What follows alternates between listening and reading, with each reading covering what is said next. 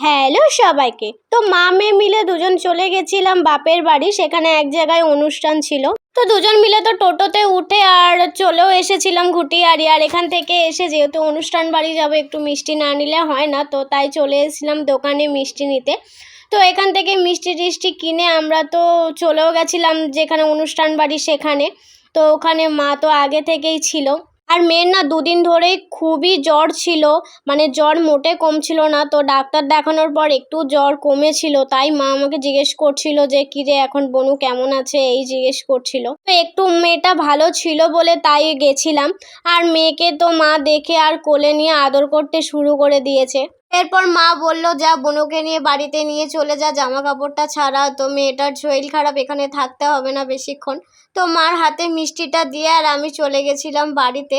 আর বাড়িতে তো দিদি আগে থেকেই ছিল, আর গিয়ে দেখি দিদি আর বাবুই ঘুমাচ্ছে। ওর জন্য বললো চুপ কর, নয় ভাইয়া উঠে যাবে, ওকে মেয়েকে বলল।